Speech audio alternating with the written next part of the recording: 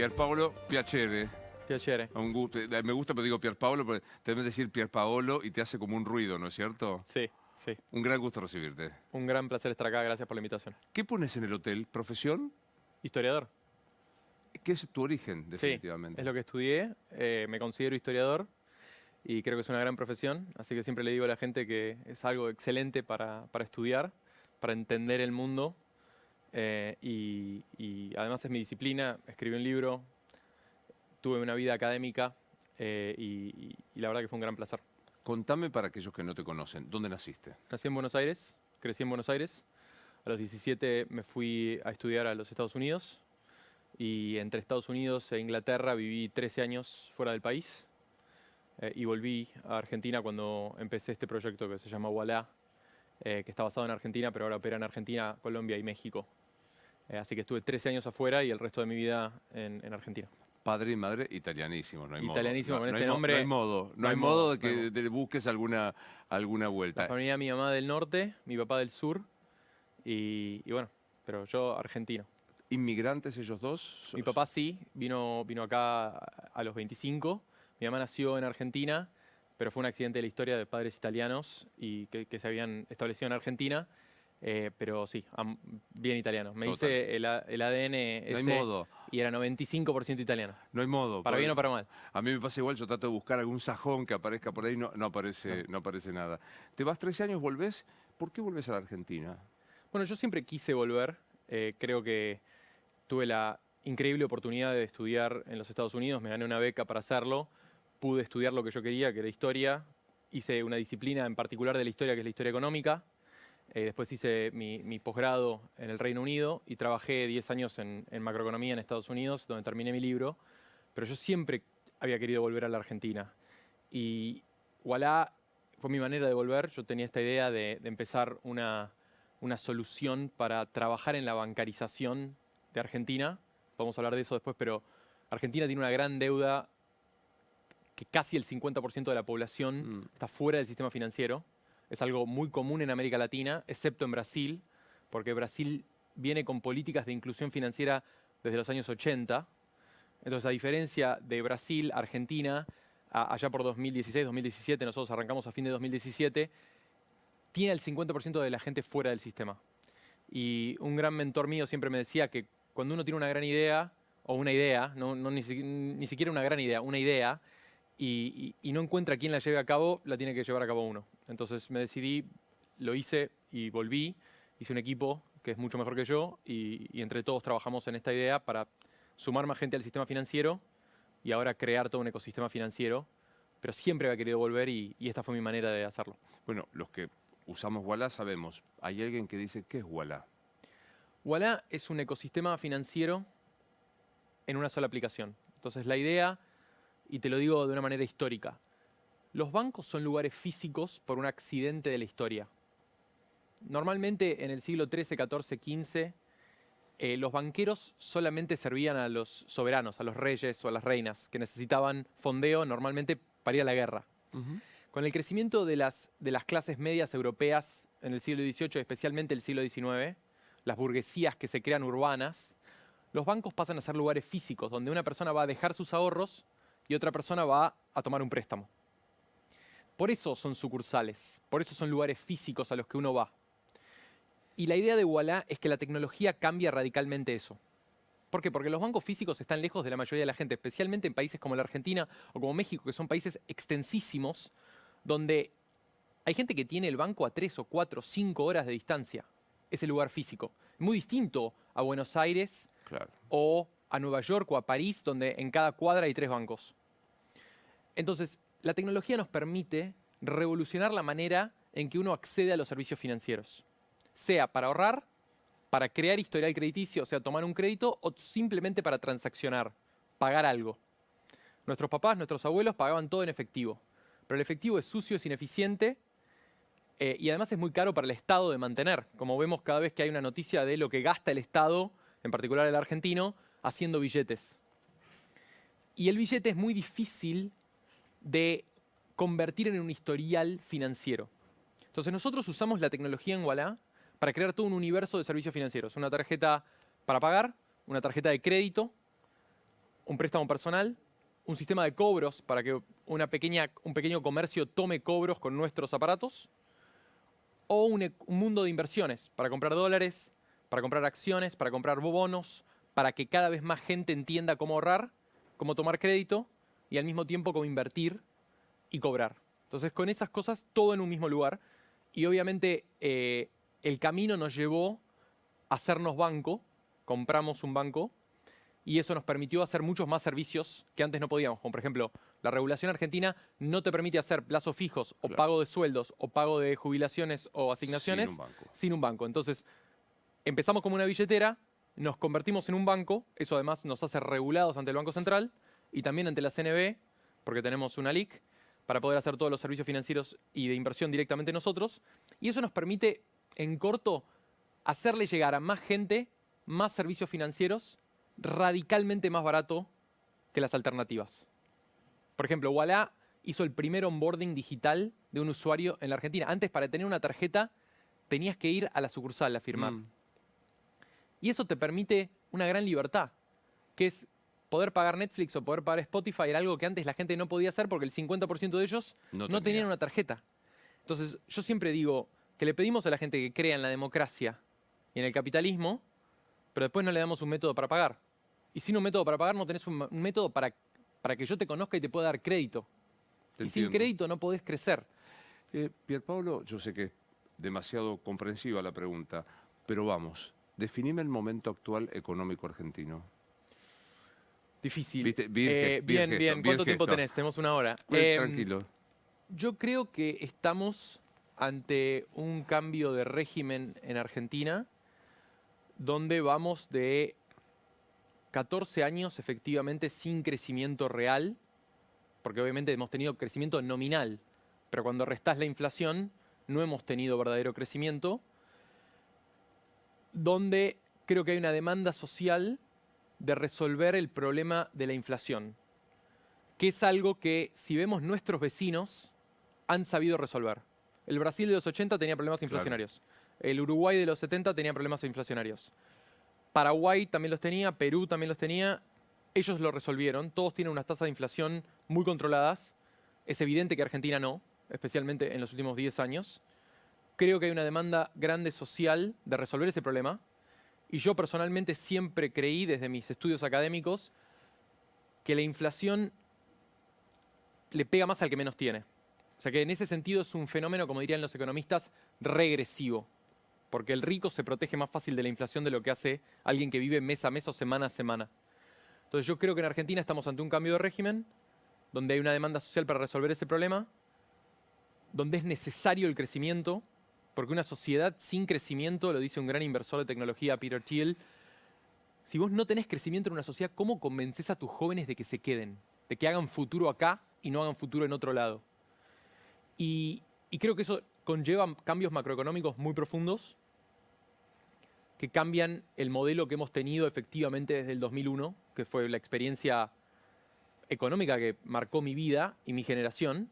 Al tener 37, creo que cuando nosotros teníamos 13, 14 años, ese quiebre del 2001 nos cambió la vida para siempre y creo que llevó a cambios políticos, económicos y sociales muy profundos en la Argentina. Creo que ese régimen está cambiando ahora. Ahora, No sé si respondo a la pregunta. Recontra. Leí hace pocos días, si no es tuya, te la atribuyeron a la frase y corregila, diciendo en esta turbulencia que hubo de las últimas semanas, de golpe todo se tranquilizó, qué raro. ¿Qué viste en estos últimos días donde algunos dijeron se pone en jaque este nuevo sistema que viene a tratar de cambiar el régimen? No, yo creo que lo que vimos en los últimos días es un mercado financiero que todavía descree de ciertas medidas que está tomando el gobierno. Yo creo que el gobierno tiene muy claro el mandato electoral para acabar con la inflación. Y creo que el presidente ha sido muy claro en ese norte que se puso él y puso al equipo. Creo que es un norte necesario para el desarrollo del país a largo plazo. Sin controlar la inflación es muy difícil lograr el desarrollo. Como te decía antes, nuestros vecinos aprendieron esa historia. Y si nosotros vemos los últimos años de Brasil, los últimos años de México, de Uruguay, de Paraguay, de Perú, creo que lograr bajar la inflación nos acerca al desarrollo que necesitamos como país. Y creo que la adaptación no es instantánea, Eh, el gobierno ha sido extremadamente agresivo a bajar el déficit fiscal.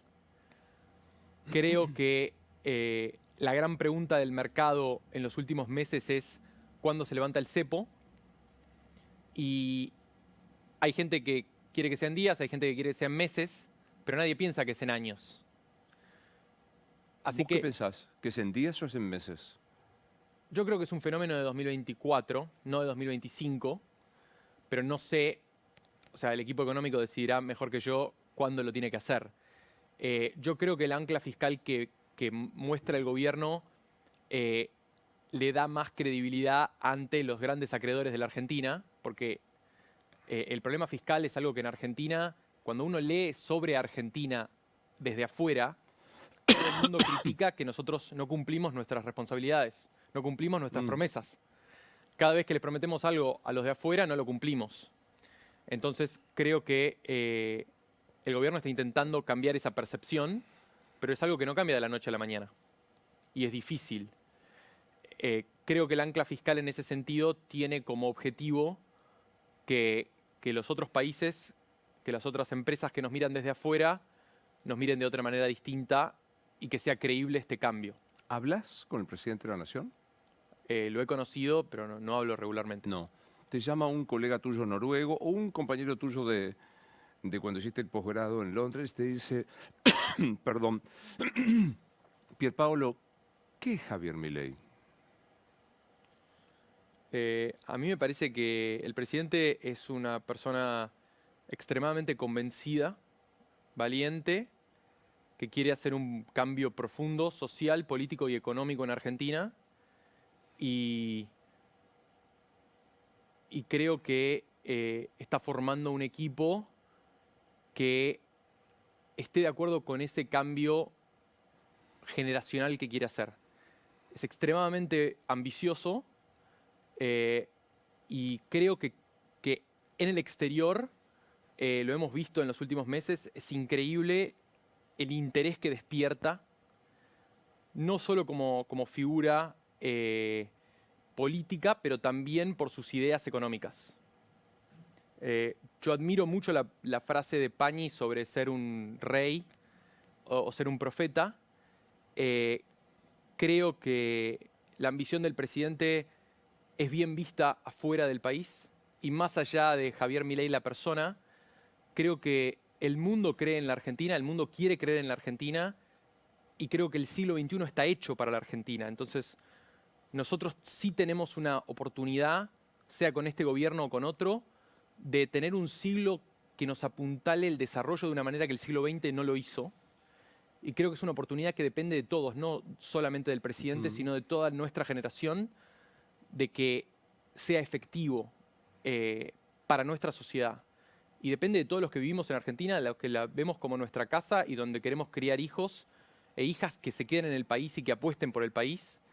Yo soy muy optimista con el futuro de la Argentina y creo que en ese sentido veo las cosas como el presidente. Voy al historiador. Mario Vargas Llosa tiene una gran novela que es Conversación en la Catedral, que comienza preguntándose ¿cuándo se jodió el Perú? ¿Cuándo se jodió la Argentina? Yo te voy a responder como historiador.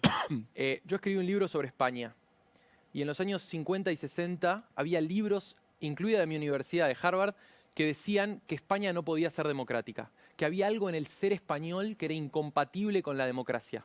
Entonces, en el medio del yugo franquista, de la dictadura terrible de Francisco Franco, ahí los que miraban de afuera decían, no, España no puede ser democrática. Lo mismo, un amigo me recordaba que hay grandes libros sobre cómo Asia no se puede desarrollar. Y en los últimos 20 años, las mejores historias de desarrollo son asiáticas. Es China, es Corea del Sur, es Vietnam, es Singapur. Son todos los países que admiramos como han bajado la pobreza y desarrollado sus economías.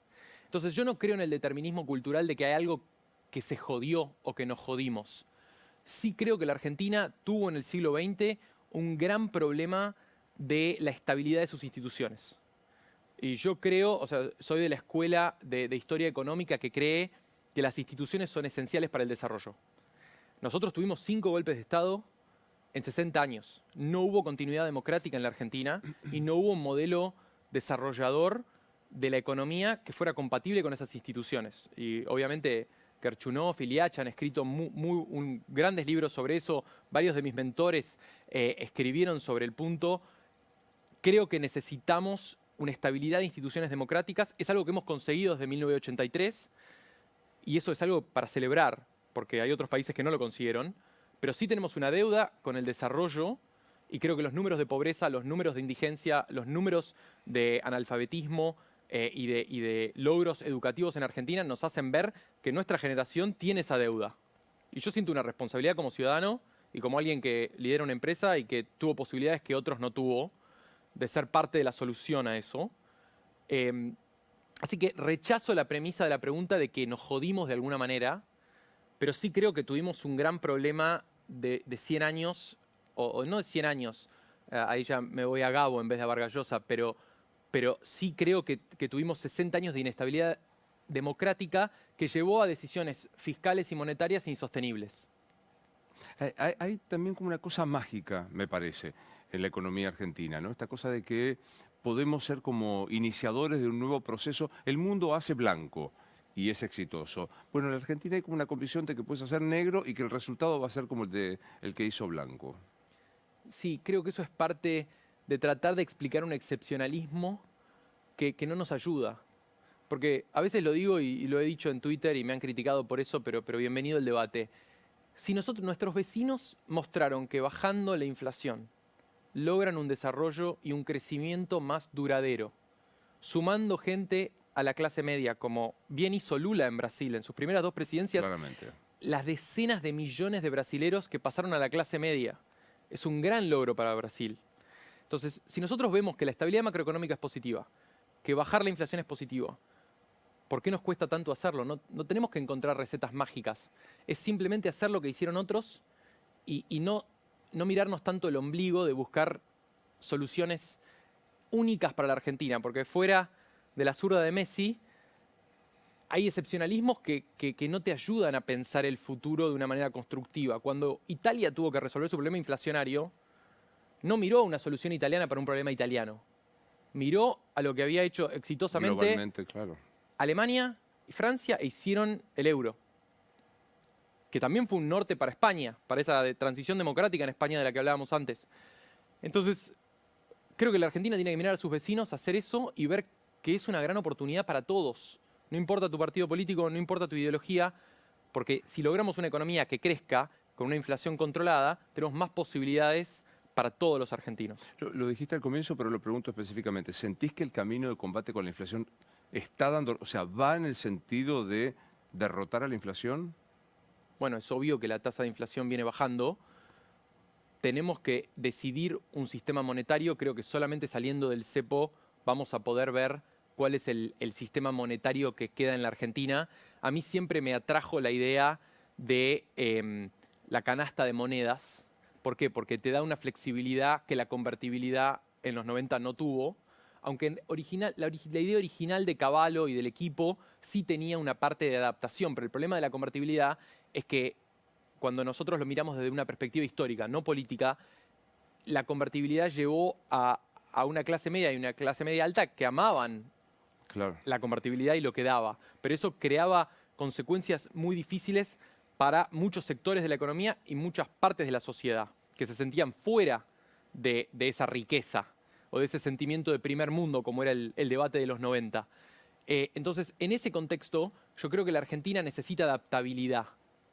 Y a mí me gusta, o siempre me gustó, me atrajo la idea de la canasta de monedas. Otros países la han implementado con éxito porque te da una válvula de adaptación ante un mercado que va cambiando. Porque la situación económica de hoy es radicalmente distinta a la que era en 2019.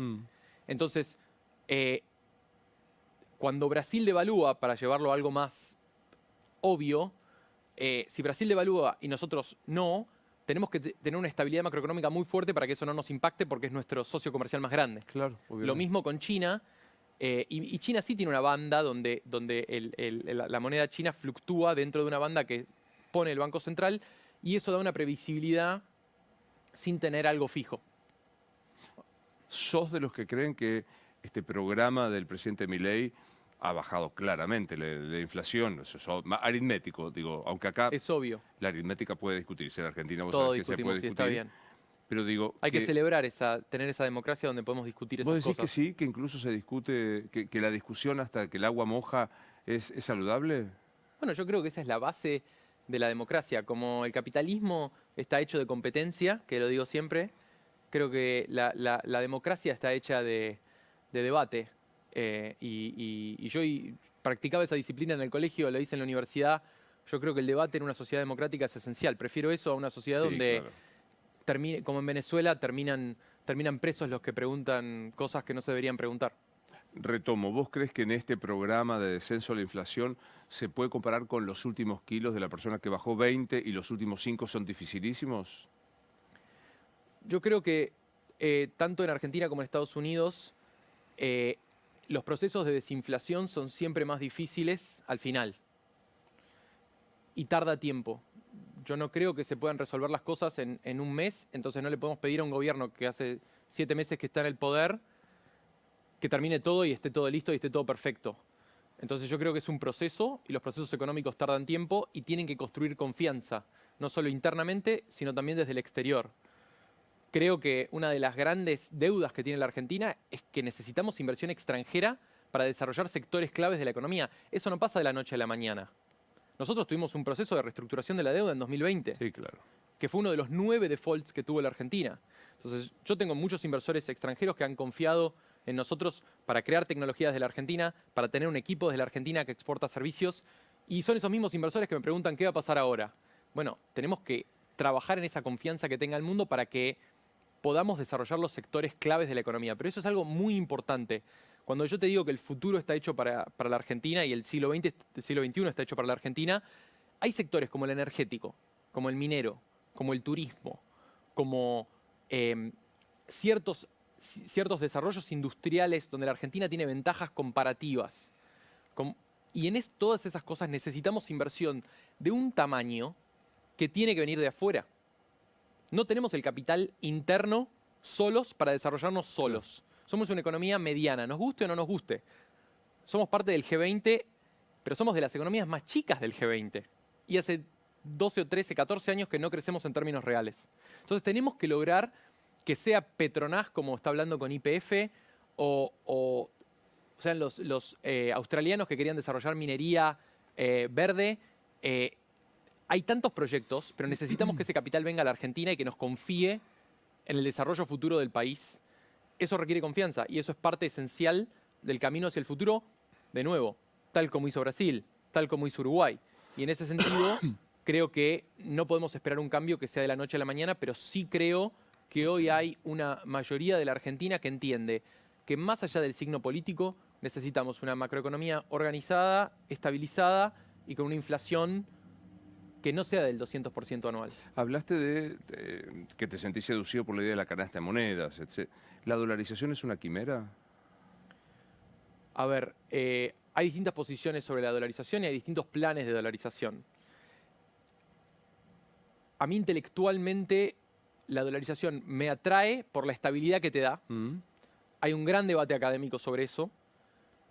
Mi crítica a la dolarización absoluta de reemplazar los pesos por los dólares es que ahí nos atamos al mástil de la economía americana, que puede ser algo muy positivo para la economía argentina, pero al mismo tiempo te crea el problema de que cuando los Estados Unidos están en una situación económica muy distinta a la tuya, que es muy usual porque Estados Unidos es el que emite la moneda de reserva mundial, que es el dólar, te puede dejar muy desfasado.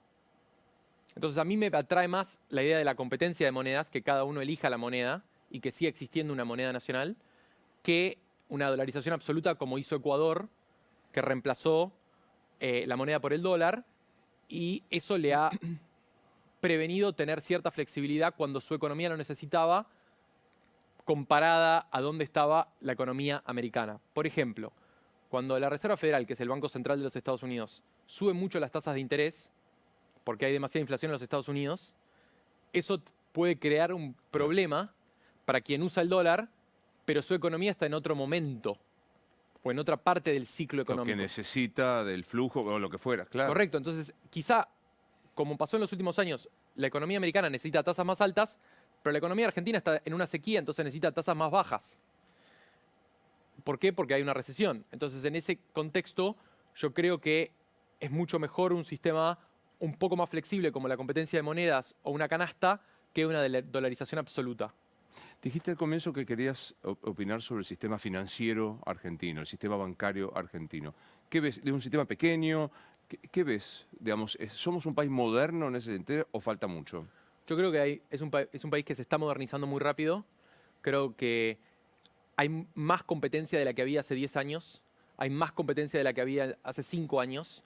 Y yo creo que la competencia es central para el capitalismo. Cuando hay monopolios, hay rentas. Y no existe la posibilidad de que alguien venga y compita. Entonces tenemos un sistema muy chico donde hay posibilidades de desarrollo increíbles. Y eso además hace a un sistema más justo, porque necesitamos darle crédito a más personas. Hoy Argentina tiene el 4% de deuda contra el Producto Bruto. Brasil tiene 50%. México tiene 30%. Estados Unidos tiene 100%. Japón tiene 200%. Entonces, nosotros necesitamos darle la capacidad a más gente. Solo 4%. Nada. Y la deuda no es mala palabra. Yo sé que hay ciertas culturas, especialmente en Alemania, donde la gente piensa que la deuda es mala. Pero la deuda no es necesariamente mala. Porque si yo quiero acceder a la vivienda propia, claro, tengo que tener una hipoteca. En Argentina no hay hipotecas hace casi una década. Hubo algunas en 2017, 2018 con uvas, pero no hay hipotecas. Entonces nos ponemos a debatir si es bueno o no tener hipotecas.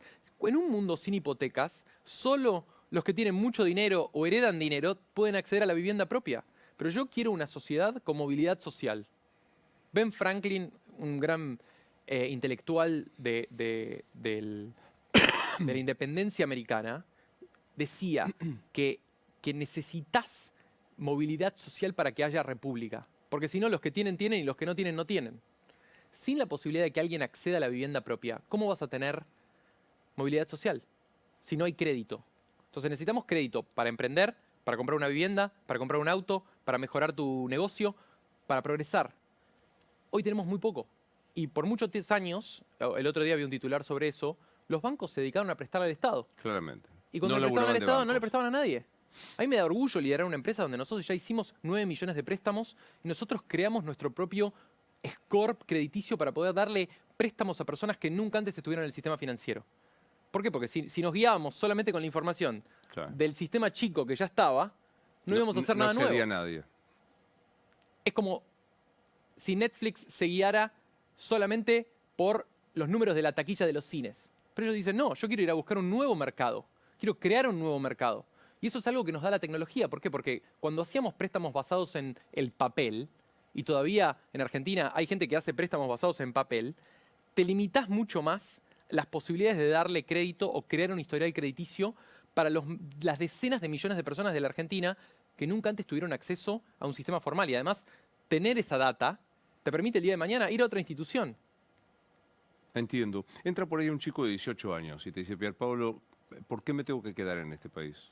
Esa es la gran pregunta. Y yo creo que es la pregunta que nuestra generación se tiene que hacer. Como alguien que se fue y volvió, yo no le podría decir a nadie que no vaya, que no estudie, vaya, claro, que no progrese, que no tenga experiencia. A mí me parece que tener la posibilidad de vivir en otro país nos hace ver el mundo desde otro lado. Las culturas enriquecen. Pero yo quise volver, yo quiero desarrollarme acá, quiero que mis hijos crezcan en Argentina. Y yo le diría a esa persona de 18 años que este país tiene todo para progresar, que tenemos que estar acá para hacerlo realidad y que depende de nosotros. Y eso es un gran desafío, pero también es una gran esperanza de tener el poder de tratar de cambiar las cosas y que las oportunidades de Argentina son realmente increíbles. Vuelvo a los sectores que yo pienso, ¿no? Digo, la minería, la energía, la industria, el turismo y lo que yo llamo soja digital. La idea que los servicios que podamos crear digitales desde la Argentina para exportar son una real oportunidad. Yo hablaba con la gente de JP Morgan, uno de los mejores bancos del mundo, que tiene miles de empleados en la Argentina, que trabajan para cualquier parte del mundo. Lo mismo Meta, el creador de Facebook y de WhatsApp, y lo mismo grandes empresas con las que yo compito, como por ejemplo Mercado Libre, nuestra mayor competencia, o Globant, o dLocal, o tantas otras empresas que crean servicios desde la Argentina para exportar. Ese es el futuro del país y necesitamos más gente que viva en la Argentina. Y ese chico de 18 años tiene que saber programar, tiene que tener la posibilidad de contribuir y además este es un sector con mucha movilidad. Cuando yo dejo un trabajo en la fábrica de Ford, normalmente no voy a crear una automotriz desde cero. ¿Por qué? Porque requiere mucho capital, requiere muchísima inversión, es una cosa completamente distinta. En la tecnología, la gente que se va de un lugar donde lo entrenaron muy bien, tiene la posibilidad de crear otra Claro. empresa. Pero Y eso ahí tiene pienso- buenos beneficios. Perdón, pienso en esto, ¿no? O sea, los lugares que vos ves con potencialísimo desarrollo, minería, energías renovables, turismo. Ese pibe que entró de 18 años te dice, pero yo quiero estudiar Derecho. ¿Tiene sentido? Pensando en ese futuro, ¿tiene sentido volver a las viejas carreras que no responden a este desarrollo? Yo creo, un mentor mío me dijo cuando yo quería estudiar historia, eh, y a veces me acuerdo que varias gente me criticaba y me decía, ¿pero de qué vas a trabajar? En las nuevas economías y especialmente en la tecnología, yo creo que la carrera es algo que te enseña a pensar, a leer, a interpretar, a resolver problemas. Y no te tiene que atar a un destino particular. Más allá de que en Ualá nosotros tenemos un increíble equipo de legales, liderado por Fundamental. una increíble abogada, Daniela, que era abogada en un estudio y se sumó a un proyecto tecnológico. Entonces, no es que no necesitamos abogados en el futuro, vamos a necesitar abogados también. Pero sí creo que la oportunidad está en estos servicios. También hay muchos grandes estudios de abogados globales que tienen abogados desde la Argentina, Claro. donde podemos exportar esos servicios. Pero ahí la diferencia es que no estás exportando soja, estás exportando servicios, o tecnología, o código, y esa es la oportunidad. No necesariamente tiene que ser algo específicamente tecnológico. Lo que yo digo es que nuestra economía, nuestras grandes instituciones educativas y el capital humano que existe en la Argentina, que es valiosísimo, te lo dice Mercado Libre, te lo dice Globan, te lo dicen tantas empresas que nacieron de acá y triunfan en todo el mundo. Además hay una resiliencia con ser argentino y con la vida que vivimos Claramente. y con la inestabilidad macroeconómica que crea grandes ganadores regionales y globales. Mercado Libre hoy es una de las empresas de e-commerce más grandes de todo el mundo, no solamente de América Latina. Entonces, yo creo que la oportunidad es enorme, pero necesitamos que ese chico de 18 se quede, que estudie acá y que cree desde acá. Porque si crea desde España va a estar en el PBI de España, no el de acá. ¿Cómo te llevas con la inteligencia artificial? Me llevo bien, la uso. Creo que le falta una aplicación mágica. Hay ciertas tecnologías que están adelante de su tiempo y yo no tengo dudas de que va a llegar. Creo que hay muchas posibilidades. Sí soy un poco escéptico de que vamos a llegar a la inteligencia artificial general. O sea, lo que hoy tenemos son muy buenos modelos que, basados en muchísima información, logran destilar cuál es tu pregunta y darte una respuesta que parece razonada. De ahí a que realmente sea razonamiento y no sea la percepción o la imitación del razonamiento basado en muchísimos datos al mismo tiempo, creo que falta mucho, pero hay mucha gente mucho más inteligente que yo que piensa que estamos en el camino. Entonces confío en que estamos en el camino y sí creo que va a crear una revolución en muchas áreas. Yo creo que la tecnología de a poco va creando disrupción en distintos sectores. Entonces, pensalo de esta manera. A medida que crece el ancho de banda, hay más disrupción en más sectores. Entonces, empezamos, cuando empezó el Internet, con las páginas amarillas y las páginas blancas. Después pasamos a los medios de comunicación, que la mayoría de los casos eran basados en caracteres. Y después pasamos al cine y a la música, el streaming, que necesitaba más ancho de banda. Y ahora de a poco estamos en las finanzas, vamos hacia la educación, que hay cada vez más digital, vamos hacia la salud, donde creo que la próxima década nos va a traer increíbles avances en cómo usamos la tecnología, desde el reloj que estás usando vos, para manejar tu salud y entender mejor tu salud. Y creo que la inteligencia artificial va a crear muchas más oportunidades para todos esos negocios que, a medida que hay más Internet y más penetración de Internet, crean disrupción en más sectores de la economía. Yo no creo que hay que pensar en los sectores como la tecnología, sino que ahora están las finanzas con o sin tecnología. Claro. Y la tecnología es mucho mejor Es mucho más barato y en nuestro caso es mucho más inclusivo y francamente más justo. Sos historiador, pero también sos un hombre de este tiempo. ¿Te parece que vivimos un momento de regresión conservadora en algunos valores? Yo creo que las teorías de progreso general han sido Mm, descreídas. Entonces no es que siempre nos hacemos más liberales o siempre nos hacemos más conservadores. Creo que las sociedades van cambiando como un péndulo y hay momentos de más liberalización y hay momentos de más conservadurismo. Recuerdo estudiar en la historia americana lo que llaman los awakenings, los despertares. O sea, momentos de fervor religioso tanto en Estados Unidos como también en Europa, que hay siglos en los que hay y siglos en los que no. Entonces, la tesis sociológica de que siempre nos hacemos menos religiosos y francamente no se condice con la la historia. historia demuestra, tampoco hay un progreso lineal, tampoco. Correcto. Entonces, yo creo que el 2001, no lo que nos ocurrió en la Argentina, sino obviamente el 11 de septiembre y la guerra contra el terror de las distintas administraciones americanas, crearon un mundo donde se terminó la idea de que se había acabado la historia. Francis Fukuyama escribió ese libro famoso de que se acababa la historia, que había triunfado la democracia liberal. Creo que los cambios producidos geopolíticamente por la respuesta americana al 11 de septiembre llevaron a mostrar que eso no es así. Y hoy estamos más cerca de una segunda guerra fría que de una historia acabada, Claro. porque la realidad es que también lo sabía Fukuyama, por eso lo provocativo de su ensayo que mucha gente citó pero pocos leyeron, y que hoy vivimos en un mundo que se parece mucho más al de la Guerra Fría que a otro, y eso lleva a ciertos cambios sociales que parecen más conservadores. Mm. Eh, Tanto en lo económico como en lo social. Yo soy muy liberal en lo social. Creo que cada uno debería hacer lo que le parezca mientras no No perjudica a un atente tercero, contra claro. el tercero. O sea, yo no creo que el Estado tenga que meterse en el cuarto, como se decía, ¿no? Que cada uno haga lo que quiera.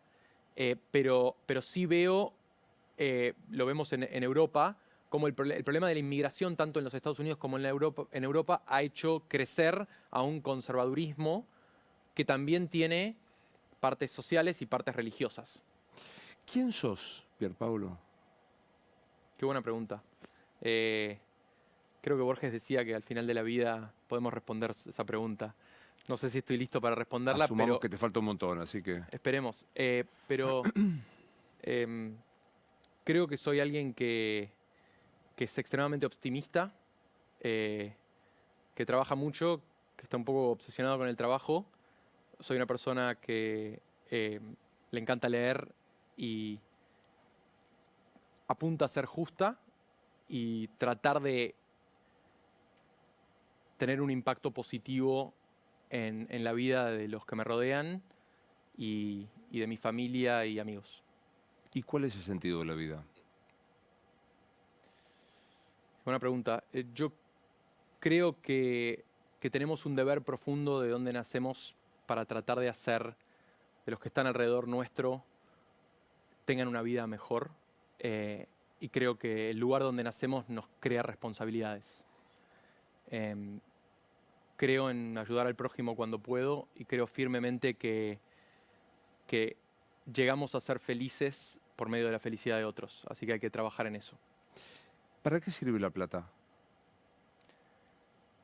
Creo que la plata da libertad, pero creo que hay que las personas que piensan que la plata es un fin y no un medio, están siempre infelices. Viste que es de las novelas, de las viejas novelas de cuando éramos chicos. El primer millón es fácil, es difícil de hacer. El resto es mucho más fácil. No sé, yo nunca pensé en el dinero como un objetivo. Mi objetivo es tener impacto y poder hacer las cosas que quiero hacer. En Walla yo vivo todos los días el sueño de mi vida de crear algo desde cero, estar rodeado de gente mejor que yo y tener un impacto increíble. A mí me llena mucho más de felicidad eso y comentarios de usuarios que me dicen que gracias a nosotros tienen su primer tarjeta de crédito que ver la cuenta de banco, porque el dinero no es un fin y si lo pensás así vas a estar siempre infeliz. Obviamente tenemos que entender que cada uno tiene que tener lo necesario para vivir y para que su familia esté bien y tener un techo y salud y comida, pero nunca pensé en el dinero como un fin. Y creo que si no, uno es muy infeliz. En ese sentido, quizá la ética católica de mi educación permeó mucho. ¿Seguís siendo católico? Sí, Dios existe. para mí sí. Y si no existiera, creo que sería muy conveniente pensarlo que existe igual. Inventarlo. ¿Por Bueno, qué? yo creo que hay muchas maneras de lograr una ética con la que vivir la vida. Y yo crecí en una casa donde siempre se hablaba de ética. Y creo que el carácter es muy importante para el ser humano, mucho más importante que sus logros materiales. Y creo firmemente que se puede llegar a esa ética de mil maneras. Pero como decía alguien que admiro, creo que la religión es un buen bote para llevarnos al otro lado del río. Entonces, a veces podés llegar a la ética por fuera de la religión, pero creo que la religión es útil. Y de hecho, siendo católico, era un rabino el que decía lo que te acabo de citar. Y creo que es útil para las sociedades tener maneras de organizarse, y en ese sentido la religión es útil.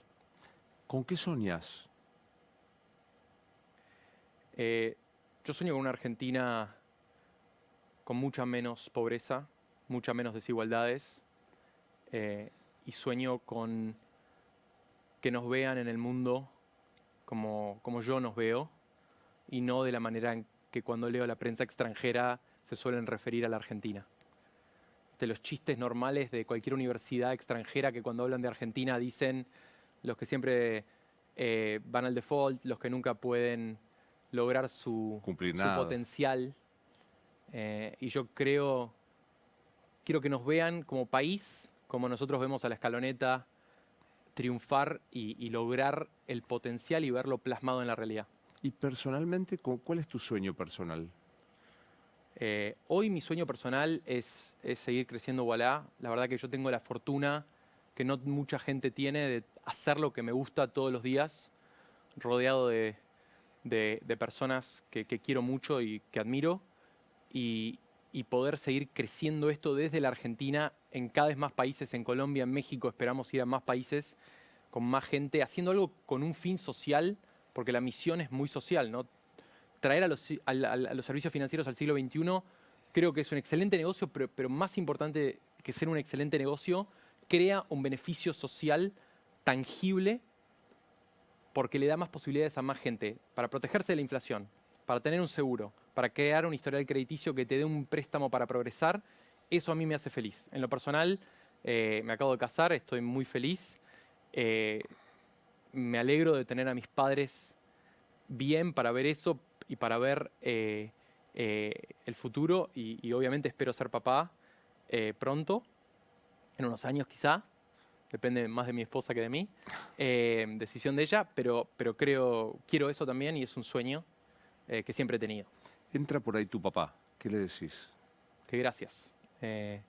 Mis papás siempre me enseñaron el significado del sacrificio, de pensar en trabajar mucho hoy en pos del mañana, y creo que es parte de la ética que creo que es necesaria y de la que hablábamos antes, y ese compromiso con el trabajo y con el esfuerzo creo que es algo que ha sido invaluable en mi vida.